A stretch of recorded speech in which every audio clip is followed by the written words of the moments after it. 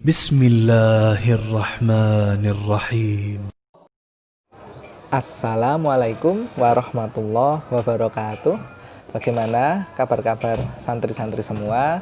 Semoga kalian berada dalam lindungan Allah Subhanahu wa Ta'ala. Pada kesempatan kali ini, insya Allah Ustadz akan menyampaikan kisah yang kelima. Judul kisahnya adalah Kisah Nabi Ibrahim, Bunda Sarah, dan Raja Lalim. Bagaimanakah kisahnya? Kisah Nabi Ibrahim dan Sarah dengan Raja Lalim. Kisah ini menjelaskan perlindungan yang Allah berikan kepada Nabi Ibrahim dan Sarah ketika ada seseorang penguasa Lalim berusaha untuk mengganggu Bunda Sarah. Nabi Ibrahim berlindung kepada Allah Subhanahu wa Ta'ala, berdoa kepada Allah dan mengerjakan sholat. Bunda Sarah juga memohon kepada Allah sehingga Allah menghukum Raja Lalim itu. Bagaimanakah kisahnya? Kisah ini diawali dari Nabi Ibrahim yang pergi meninggalkan kampung halamannya bersama istrinya setelah ia dilemparkan oleh kaumnya ke dalam kobaran api. Setelah itu Nabi Ibrahim pergi meninggalkan kampung halamannya bersama istrinya, yaitu Bunda Sarah, untuk menuju ke sebuah negeri. Negeri ini namanya negeri Mesir. Di Mesir ini ada raja yang lalim. Nah, Raja Lalim ini mendapatkan informasi tentang kedatangan Bunda Sarah dan Nabi Ibrahim. Dan ini raja ini sangat buruk sekali akhlaknya karena suka mengganggu wanita.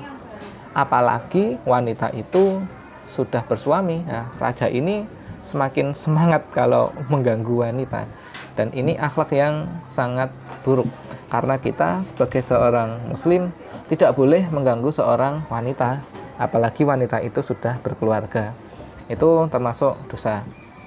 Selanjutnya ketika Nabi Ibrahim tahu bahwa di negeri Mesir itu nanti akan ada raja yang lalim, maka Nabi Ibrahim berpesan kepada istrinya. Pesan Nabi Ibrahim kepada istrinya adalah dengan mengatakan, "Engkau adalah saudariku." Maksudnya apa? Maksudnya begini, ketika nanti Raja Lalim bertanya kepada Bunda Sarah, "Kamu siapa?" Maka Nabi Ibrahim memberikan saran kepada istrinya untuk menjawab bahwa, "Aku adalah saudaranya Nabi Ibrahim." Nah, kenapa demikian? Karena si raja ini kalau tahu bahwa Bunda Sarah ini adalah istrinya Nabi Ibrahim, maka raja ini akan semakin bersemangat untuk merebut istrinya orang. Berbeda ketika Bunda Sarah adalah saudarinya Nabi Ibrahim, maka Nabi Ibrahim tidak akan dibunuh. Jadi kalau raja ini ingin merebut istrinya orang, maka yang dibunuh adalah suaminya. Suaminya dibunuh terlebih dahulu, lalu istrinya direbut. Nah, sedangkan kalau Bunda Sarah nanti mengatakan, "Aku adalah saudarinya Nabi Ibrahim," maka Nabi Ibrahim tidak akan dibunuh. Begitu kisahnya.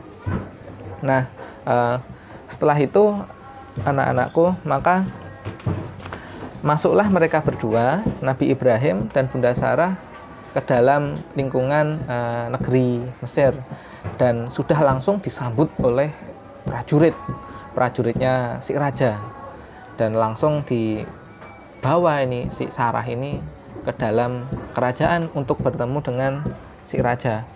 Nah, kenapa kok bisa seperti itu? Kenapa kok Sarah ini, Bunda Sarah ya, kenapa Bunda Sarah ini kok sudah dimata-matai jauh-jauh hari oleh Raja Lalim? Karena memang Raja Lalim ini selain punya akhlak yang buruk, dia juga suka dengan wanita-wanita yang cantik. Dan Bunda Sarah adalah wanita yang sangat cantik pada zaman itu. Tidak ada wanita yang cantik pada zaman itu yang seperti Bunda Sarah. Maka kedatangan Bunda Sarah ke negeri Mesir ini membuat raja tertarik dan ingin merebut Bunda Sarah dari Nabi Ibrahim. Nah, selanjutnya apa yang dilakukan Bunda Sarah ya untuk menghadapi si raja? Apa yang dilakukan Bunda Sarah untuk menghadapi raja? Maka ketika Bunda Sarah ini dibawa secara paksa oleh prajurit dari kerajaan tersebut, maka Bunda Sarah ditaruh di dalam sebuah kamar. Nah, sebelum rajanya datang, Bunda Sarah sudah melakukan suatu ibadah yang mungkin anak-anakku kenal. Bunda Sarah berwudu dan melaksanakan sholat sunnah. Sedangkan Nabi Ibrahim ketika berpisah dengan istrinya juga melakukan hal-hal yang sama. Ayah Nabi Ibrahim sholat dan memohon doa kepada Allah Subhanahu wa Ta'ala untuk keselamatan istrinya. Maka sebelum raja itu datang menemui Bunda Sarah, maka Bunda Sarah sudah berwudu dan sholat. Setelah itu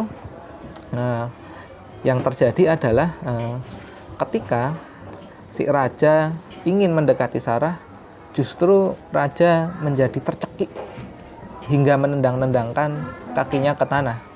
Dalam riwayat yang lain, si raja tidak bisa bergerak, seperti stroke, seperti kram, jadi tidak bisa bergerak. Sehingga ketika si raja mendekati Bunda Sarah, yang awalnya tangannya raja ingin menyentuh Bunda Sarah, tiba-tiba tangannya langsung kaku, tidak bisa digerakkan. Maka melihat hal itu, Bunda Sarah pun berdoa kepada Allah Subhanahu wa Ta'ala supaya si raja disembuhkan dari sakitnya itu. Kenapa hal ini dilakukan?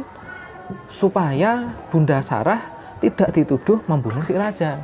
Kalau si raja sampai mati karena tangannya kram, karena stroke, nah Bunda Sarah bisa dituduh membunuh, dan seluruh prajurit yang ada di kerajaan bisa membunuh Bunda Sarah dan Nabi Ibrahim.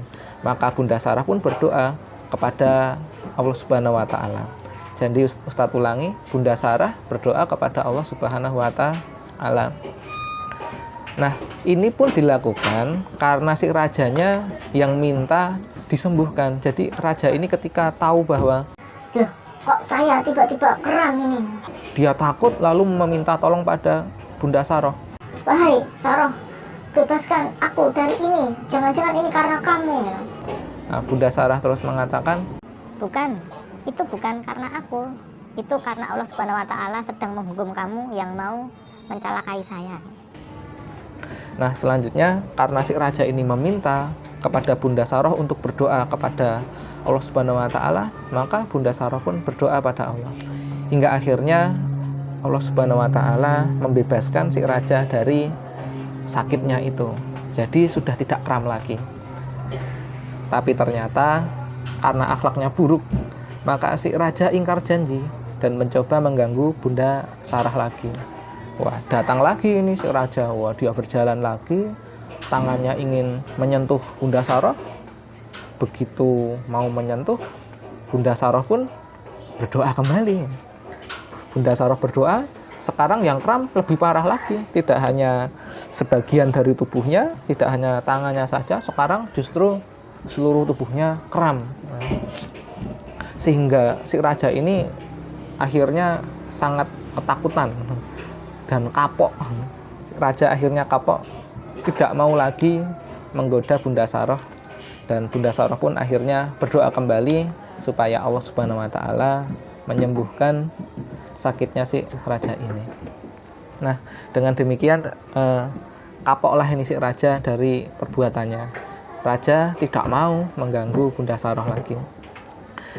Saking takutnya si raja kepada Bunda Sarah, justru Bunda Sarah ini malah diberi hadiah. Justru raja yang lalim ini, raja yang jahat ini memberi hadiah kepada Bunda Sarah. Hadiah yang diberikan adalah seorang budak. Nah, dalam riwayat lain adalah seorang wanita yang diberikan oleh raja. Jadi raja ini memberikan seseorang wanita kepada Saroh sebagai hadiah. Kalau anak-anak tahu, wanita yang diberikan oleh raja ini adalah Hajar. Kita memanggilnya Bunda Hajar. Bunda Hajar nanti akan punya anak namanya Nabi Ismail. Nah, pertanyaannya, kenapa raja memberi hadiah kepada Bunda Sarah? Nah, ini perlu anak-anakku tahu. Raja memberi hadiah kepada Bunda Sarah karena sangat takut kepada Bunda Sarah. Kenapa harus takut? Kan seperti itu ya pertanyaannya. Karena begini, nanti kalau Bunda Sarah keluar dari Mesir lalu berdoa lagi kepada Allah, jangan-jangan rajanya kram lagi. Nah, kalau sampai kram kan nggak ada yang bisa dimintai tolong. Nah, makanya si raja akhirnya memberikan hadiah itu kepada Bunda Sarah dengan harapan supaya Bunda Sarah tidak berdoa lagi kepada Allah untuk menghukum si raja. Nah, itu saking takutnya si raja sampai seperti itu. Nah, akhirnya setelah diberikan hadiah, Bunda Sarah pun sudah ini punya punya pembantu namanya Bunda Hajar.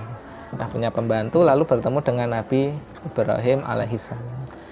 Nah, apa kisah yang bisa kita ambil? Apa hikmah yang bisa kita ambil dari kisah ini? Yang pertama adalah orang Islam harus berlindung kepada Allah Subhanahu wa taala ketika menghadapi musibah. Sebagaimana yang dihadapi oleh Bunda Sarah. Bunda Sarah berdoa pada Allah ketika menghadapi seorang raja yang lalim.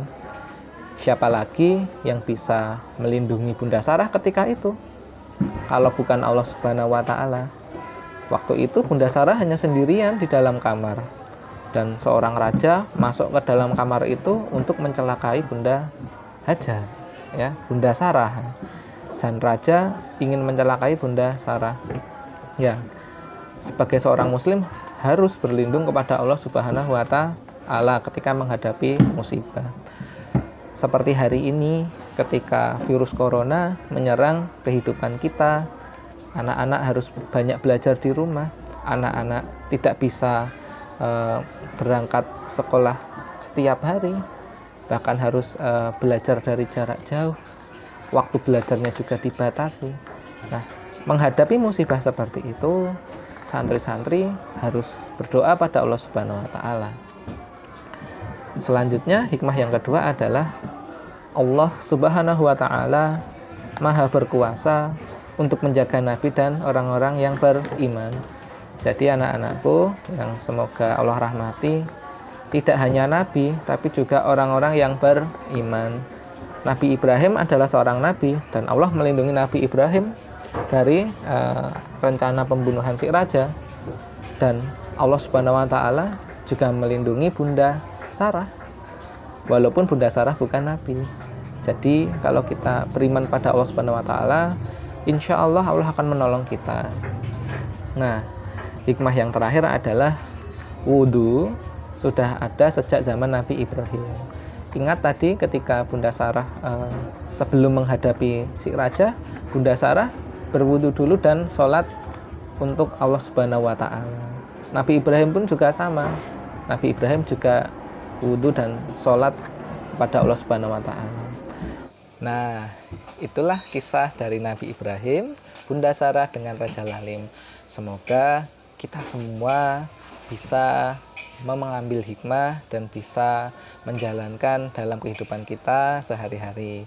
Sampai jumpa dalam kisah selanjutnya. Kita tutup bersama-sama. Subhanakallahumma wa bihamdika asyhadu alla ilaha illa anta astaghfiruka wa atubu ilaik.